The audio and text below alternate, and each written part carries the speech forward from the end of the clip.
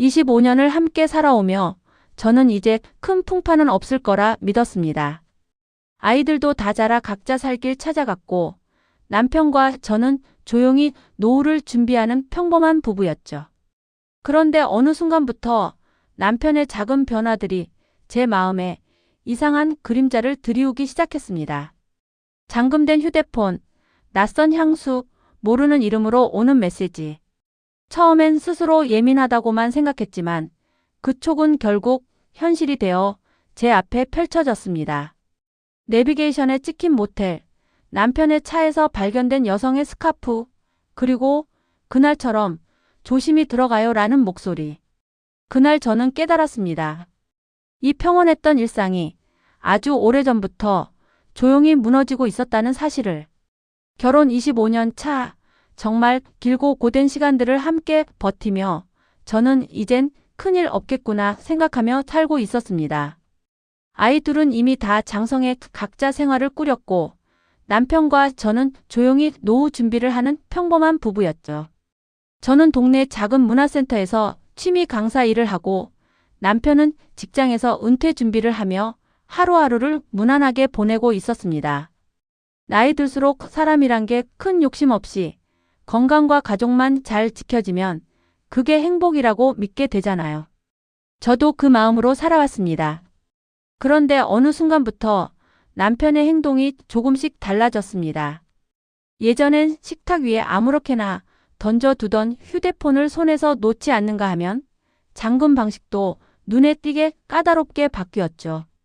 외출할 때마다 옷매무새를 유난히 챙기고 은퇴를 앞둔 나이에 갑자기 향수까지 뿌리기 시작했어요. 처음엔 나이 드니까 자기 관리하는구나 하고 넘겼습니다. 하지만 이상하게 마음 한구석이 계속 불편했습니다. 그 미묘한 불안함 40, 50 넘어 살아보니 그런 촉은 거의 틀리지 않잖아요.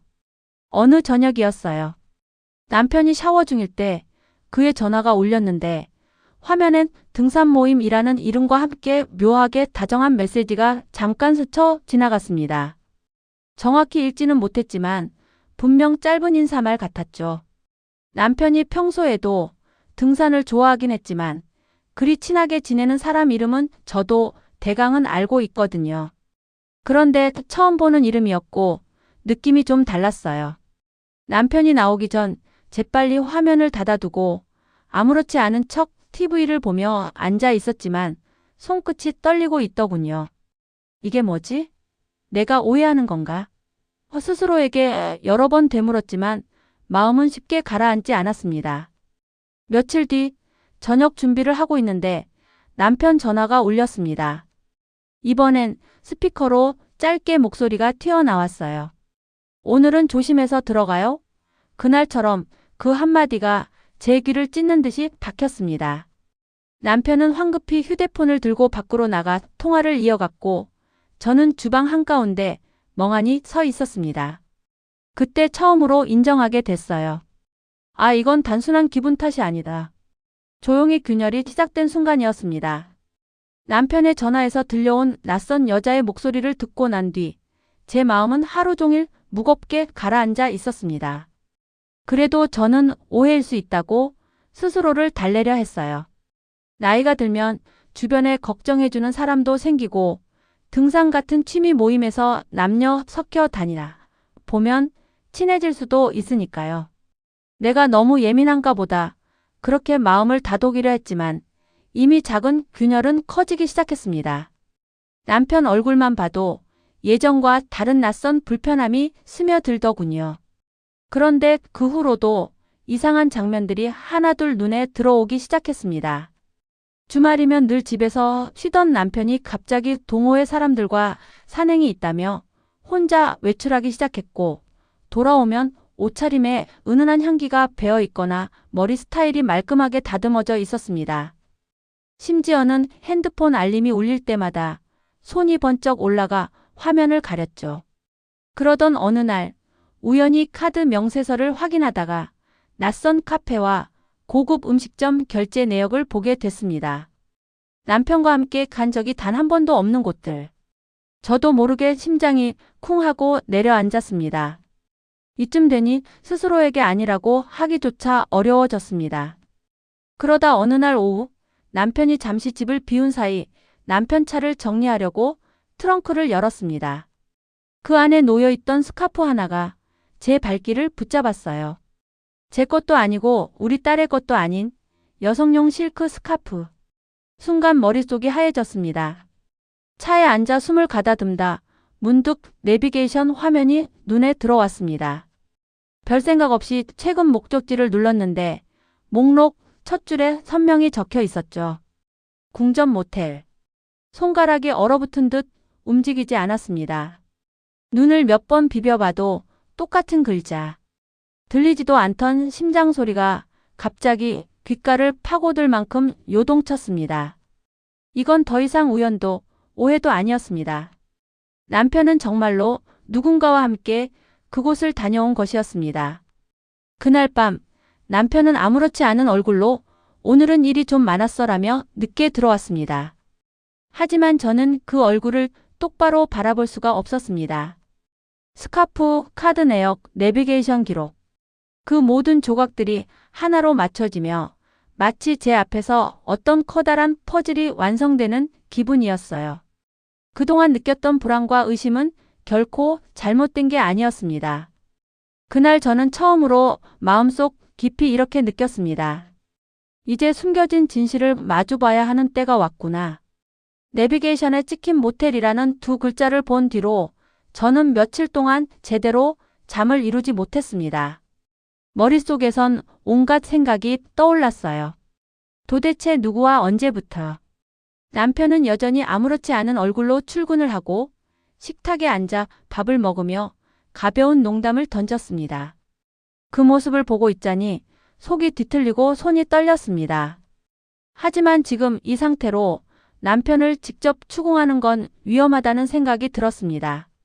상대가 누군지, 어떤 관계인지 정확히 알아야 상황을 판단할 수 있으니까요. 인생을 절반 넘게 함께 살아온 사람이 이렇게까지 변할 수 있다는 현실을 받아들이는 것조차 쉽지 않았습니다.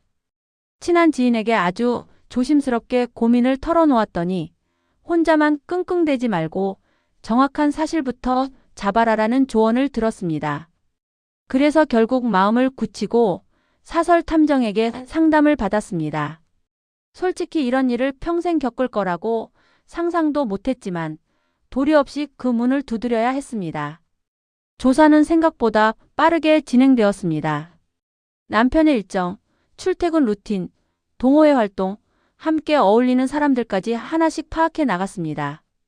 그리고 일주일 정도 지나자 탐정에게서 전화가 왔습니다.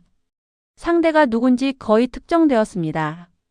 그 말을 듣는 순간 심장이 무너지는 듯 했습니다. 그리고 마침내 보고서를 받아 눈으로 확인한 순간 더 큰 충격이 찾아왔습니다. 남편의 상대는 등산 동호회에서 알게 된 50대 중반의 돌싱녀. 남편이 몇 년 전부터 정기적으로 가던 그 등산 모임, 저는 늘 건강 챙긴다고 좋아했었죠. 그런데 그 안에서 그것도 3년 넘게 관계를 이어오고 있었다는 사실에 숨이 턱 막혔습니다. 보고서에는 사진도 여러 장 있었습니다. 산행을 마친 뒤 둘이 단둘이 카페에서 마주 앉아 웃는 모습, 같은 모텔로 들어가는 모습, 여행 가방을 들고 함께 주차장을 빠져나오는 모습, 그리고 결정적으로 서로 주고받은 메시지 일부가 포함되어 있었습니다. 여보, 다음 달 여행은 꼭 가요. 그날처럼요. 심장이 철렁 내려앉았습니다. 남편이 저에게는 단 한 번도 보여주지 않던 말투였습니다. 더 충격적인 사실은 그 여자가 주변 사람들에게 남편이 곧 이혼할 거라 했다라고 말하고 다녔다는 기록이었습니다. 그 말을 보는 순간 눈물이 흘러내리면서도 마음 깊은 곳에서 뜨거운 분노가 치밀어 올랐습니다. 저와 함께 수십 년을 살아온 남편이, 제게 한 번도 그런 말조차 하지 않았던 남편이 도대체 누구에게 그런 약속을 하고 다닌 걸까요? 그날 저는 냉장고 위 서랍에 조용히 모든 증거를 넣고 문을 닫았습니다. 그리고 마음속으로 조용히 다짐했습니다. 이제 진짜 싸움이 시작되는 거구나. 남편의 외도 증거를 손에 넣은 이후 저는 며칠 동안 마음을 다잡고 때를 기다렸습니다. 감정적으로 따지기 시작하면 오히려 남편이 발뺌할 것이 뻔했기에 확실한 순간을 선택하고 싶었죠. 그날 저녁 남편은 평소처럼 다녀왔어 하고 문을 열고 들어왔습니다. 저는 그저 차분하게 샤워 먼저 해요라고 말하며 평소와 똑같이 행동했습니다. 하지만 제 마음은 조용히 흔들리기 시작했습니다. 남편은 제가 평소와 다르게 지나치게 차분하다는 사실조차 눈치채지 못했죠. 그런 무신경함이 더 서글펐습니다. 식탁에 앉아 밥을 먹으며 남편은 요즘 회사 일이 많다. 팀원 교육이 힘들다 같은 말을 늘어놓았습니다. 평소와 다를 것 없는 변명들이었죠. 그런데 그 말들이 오늘따라 하나도 귀에 들어오지 않았습니다. 그저 이 사람이 지금 나에게 뭘 숨기고 있는지 생각만 머릿속을 가득 채웠습니다. 제가 조심스레 물었습니다. 요즘 산에 자주 가던데 누구랑 다니는 거예요? 남편은 아무렇지 않게 숟가락을 내려놓으며 말했어요. 아, 그거. 그냥 모임 사람들하고. 당신도 알잖아. 그 담담한 표정, 너무나 익숙한 거짓말의 태도에 제 속이 서서히 끓어올랐습니다. 더는 치밀어 오르는 감정을 참을 수 없을 때 저는 조용히 서랍에서 봉투 하나를 꺼냈습니다. 그 안에는 탐정에게 받은 모든 자료, 사진, 메시지 캡처, 모텔 출입기록 등이 들어 있었죠. 제가 봉투를 남편 쪽으로 밀어놓자 남편의 표정이 굳었습니다. 이게 뭐야? 당신이 알고 있는 그대로예요. 직접 확인해요. 남편은 떨리는 손으로 사진을 넘기기 시작했습니다. 그리고 결국 눈이 크게 흔들리는 순간이 왔습니다. 산행 후 단둘이 나란히 걷는 사진, 모텔로 들어가는 모습, 그리고 그 여자가 보낸 여보라는 문자. 남편은 더 이상 아무 말도 하지 못했습니다. 잠시 후 그는 결국 입을 열었습니다. 잠깐의 실수였어. 큰 의미는 없어. 그 여자가 집착해서. 그 말이 끝나기도 전에 제 입에서 낮은 목소리가 나왔습니다. 3년이 잠깐이에요? 남편은 아무 대답도 하지 못했습니다. 남편은 변명과 책임 회피만 반복했습니다. 요즘 당신이 무심해서 외로워서 그냥 기댄 것뿐이야. 한마디가 제 가슴을 후벼 팠습니다. 저를 탓하는 듯한 말투, 자신의 행동을 정당화하려는 태도. 저는 더 이상 이 대화를 계속할 의미조차 느끼지 못했습니다. 자리에서 일어나 말했습니다. 오늘은 여기까지만 얘기할게요. 당신이 어떻게 나오는지 그 다음엔 내가 선택할 테니까. 그 말을 남기고 방으로 들어와 문을 닫았습니다. 그 순간 깨달았어요. 남편과의 관계는 이미 돌이킬 수 없는 지점에 와 있다는 걸. 남편과의 대면 이후 며칠 동안 저는 깊은 혼란 속에 있었습니다. 감정은 이미 바닥을 쳤고 남편은 여전히 잘못했다. 다 정리하겠다는 말만 반복했습니다. 하지만 말뿐인 사과로는 아무것도 달라지지 않았습니다. 그동안 25년 동안 함께 쌓아온 가정이 이렇게 허무하게 무너질 수 있다는 사실이 너무나 참담했죠. 그러나 이대로 울기만 해서 해결될 문제가 아니었습니다. 나도 지켜야 할 내 인생이 있다. 그 생각이 마음속에서 점점 뚜렷하게 떠올랐습니다. 그래서 결국 저는 조용히 변호사 사무실을 찾기로 결심했습니다. 상담실에 앉아 상황을 설명하는 동안 제 목소리는 떨렸지만 변호사는 차분했습니다. 3년 이상 외도, 모텔 출입 기록, 메시지, 사진 증거 수준이 매우 충분합니다. 상간소송 가능하고 위자료도 높은 편에 속합니다. 그 말을 들으니 억울한 마음 대신 묘한 안도감이 찾아왔습니다. 이제는 제 감정이 아닌 기록과 증거가 제 편이 되어주고 있었으니까요. 변호사는 남편과 상간녀 양쪽을 상대로 한 대응 방법을 상세히 설명했고 저는 떨리는 손으로 서명을 했습니다. 그 순간 하나의 무게 있는 선택을 마친 것 같았습니다. 이건 단순한 복수가 아니라 스스로를 지키기 위한 첫걸음이었으니까요. 며칠 후 소장이 상간녀에게 전달되었습니다. 그리고 가장 충격적인 이야기는 이후에 들려왔습니다. 상간녀의 아버지가 우연히 그 소장을 먼저 보게 되었다는 겁니다. 그 나이 드신 분이 딸의 행동을 알게 된 후 크게 충격받았고 집안이 발칵 뒤집혔다고 했습니다. 제 딸이 이런 사람 아닌데 어떻게 유부남이랑. 그 어른의 탄식이 제 귀에까지 들리는 듯 했어요. 기분이 좋다기보단 참 씁쓸했습니다. 누군가는 내 가정을 무너뜨렸고 또 누군가는 그 사실로 자신의 가정을 잃어가고 있었으니까요. 소장이 접수된 뒤 남편에게도 내용이 전달되었습니다. 남편은 결국 감당하지 못하고 집을 나갔습니다. 핑계인지 진심인지 모를 말만 남겼습니다. 잠깐만 시간을 줘. 머리가 너무 복잡해. 하지만 더 큰 충격은 아이들의 반응이었습니다. 성인이 된 두 아이는 상황을 듣고 한참을 침묵하더니 말했습니다. 엄마, 이제는 엄마 인생 생각해. 아빠 잘못한 거잖아. 우리는 엄마 편이야. 그 말을 듣는 순간 저는 눈물이 왈칵 쏟아졌습니다. 그동안 이 아이들이 상처받을까봐 진실을 꺼내지도 못했는데 정작 저를 가장 굳건하게 지켜준 건 아이들이었습니다. 그날 밤 저는 변호사가 주고 간 서류를 정리하며 마음속으로 조용히 다짐했습니다. 이제 내 인생을 내가 지켜야 한다. 상간녀 소송까지 시작된 후 저는 생각보다 더 큰 감정의 후폭풍을 겪었습니다. 분노도 슬픔도 허무함도 다 지나고 나니 마음에 텅 빈 자리만 남더군요. 25년 동안 내가 믿고 의지해온 사람이 하루아침에 다른 얼굴로 보인다는 건 몸보다 마음이 먼저 무너지는 일이었습니다. 하루 종일 멍하니 창밖만 바라보고 밥맛도 없고 사람이 어떻게 이렇게 쉽게 지치는지 처음 알았습니다. 이 나이에 다시 이런 일을 견뎌야 하나. 스스로에게 그런 말을 수십 번도 더 했던 것 같습니다. 그러던 어느 날 친하게 지내는 문화센터 동료가 조용히 말했습니다. 이럴 때일수록 마음을 들여다보는 게 가장 중요해요. 선생님은 너무 오래 참고 너무 오래 견뎌왔잖아요. 그 말이 이상하게 가슴에 와 닿았습니다. 그 동료는 저에게 작은 책 한 권을 건넸습니다. 상처도 다 지나간다. 그대에게 필요한 건 스스로를 위한 시간이다. 부처님 말씀 중 한 구절을 천천히 읽어 내려가다 보니 마음 한구석이 조금씩 풀리는 느낌이 들었어요.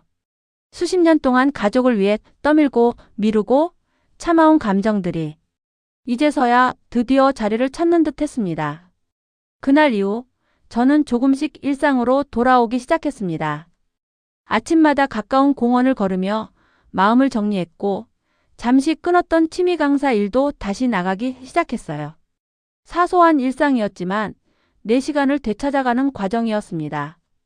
예전엔 집안일, 남편 챙기기, 시댁 행사, 온통 남들 챙기느라 정작 제 마음엔 공간 하나 없었더군요. 하지만 지금은 조금 달랐습니다. 가볍게 샐러드를 만들어 먹고 오랜만에 거울 앞에 서서 머리를 말리고 작은 화분에 물을 주면서도 이제는 좀 살겠다는 생각이 들었습니다. 배신의 상처는 깊지만 생각보다 금방 무너지지도 않더군요. 제가 제 자신을 붙잡았으니까요. 그리고 마침내 이혼 조정 마지막 날이 찾아왔습니다. 법원 대기실에서 서류를 바라보며 손이 조금 떨렸지만 마음은 이상하리만큼 고요했습니다. 이 사람과 보내온 세월이 헛된 건 아니지만 이제는 내가 나를 지켜야 할 시간이다. 그렇게 마음속으로 말하며 조용히 서명했습니다. 남편은 제 표정을 읽지 못했는지 한참을 멍하니 있다가 정말 이렇게 끝내는 거야? 라고 물었지만 저는 그저 짧게 대답했습니다. 우리는 이미 끝났어. 목소리는 떨렸지만 마음은 한없이 단단해져 있었습니다. 그날 집으로 돌아오는 길, 오랜만에 겨울 햇살이 따뜻하게 느껴졌습니다. 이제야 비로소 내 인생이 내 자리로 돌아온 것 같았습니다. 이혼이 확정된 후 저는 조용히 살림을 정리해 작은 아파트로 이사했습니다. 평생을 큰 집에서 살다가 작은 공간으로 옮기니 처음엔 어색했지만 오히려 마음이 더 편안했습니다. 누구의 눈치도 보지 않고 누구의 기분도 맞춰줄 필요 없으니 처음으로 내가 사는 곳이라는 느낌이 들더군요. 아침이면 창문을 열어 햇살이 들어오는 순간 그동안의 고통과 혼란이 조금씩 희미해지는 걸 느꼈습니다. 비록 늦은 나이지만 아직 끝난 게 아니라는 걸 스스로 깨닫는 시간이었습니다. 이사한 지 얼마 지나지 않아 남편에게 연락이 왔습니다. 평소와 달리 한없이 낮아진 목소리였어요. 미안하다, 내가 다 망쳤어. 다시 돌아오면 안 될까? 예전 같았으면 흔들렸을지도 모릅니다. 하지만 지금은 달랐어요. 그동안 제가 겪은 상처를 함께 겪어준 사람은 남편이 아니었습니다. 끝까지 제 편이 되어준 건 아이들, 친구들, 그리고 무엇보다도 저 자신이었죠. 남편은 계속해서 변명도, 후회도 쏟아냈지만 이미 제 마음은 그때 그 여자를 바라보며 웃던 남편의 얼굴에서 멀리 떠나 있었습니다. 소송 이후 상간녀는 주변 인맥마저 잃고 직장에서도 불편한 상황을 겪었다고 들었습니다. 상간녀의 아버지 역시 딸의 행동에 크게 실망하며 집안이 흔들렸다는 말도 들려왔습니다. 남편은 그제야 현실을 실감한 듯 슬픈 톤으로 말했습니다. 그 여자랑도 끝났어. 아무 의미 없는 관계였어. 결국 너밖에 없더라. 하지만 그 말이 오히려 더 씁쓸했습니다. 결국 아무 의미 없는 사람 때문에 제 인생과 가정이 산산조각 났다는 사실이 더 큰 배신감으로 남았으니까요. 저는 조용히 말했습니다. 이제 와서 후회한다고 달라지는 건 없어. 나는 다시 돌아갈 생각 없어. 남편은 긴 침묵 끝에 전화기를 내려놓았습니다. 그 침묵이 모든 걸 말해주고 있었죠. 혼자가 된 삶은 처음엔 낯설었지만 시간이 지날수록 평온해졌습니다. 공원을 천천히 거니는 아침, 작은 꽃을 심어두고 바라보는 오후, 가벼운 커피 한 잔에 미소 짓는 저녁. 사소한 일상이 이렇게 소중한 것이었다는 걸 이혼 후에야 비로소 깨달았습니다. 가끔은 지난 세월이 아프게 떠오르지만 그 아픔까지 포함해 저는 저 자신을 다시 사랑하는 법을 배우고 있습니다. 저를 배신한 사람은 떠났고 저를 지켜줄 사람은 결국 저뿐이니까요. 이제 저는 이렇게 말할 수 있습니다. 배신은 내 인생을 무너뜨리지 못했다. 오히려 내 삶을 다시 세울 기회를 만들었을 뿐이다. 이혼이라는 큰 결정을 마주한 뒤 제 삶은 멈춘 듯 했지만 오히려 그제야 비로소 다시 움직이기 시작했습니다. 작은 아파트에서 맞는 아침 햇살이 낯설면서도 따뜻했고 공원을 천천히 걷는 시간이 제 마음을 채워주었죠. 누군가의 아내로만 살던 제가 이제야 나라는 사람을 다시 바라보게 된 겁니다. 남편의 뒤늦은 후회도 상처의 흔적도 여전히 남아있지만 그 모든 걸 지나온 지금 저는 분명히 말할 수 있습니다. 배신은 나를 무너뜨리지 못했다. 오히려 내 인생을 다시 세울 용기를 준 시간이었다고요. 그리고 이제 저는 조용히 이렇게 말합니다. 이제부터가 내 인생의 후반전이다.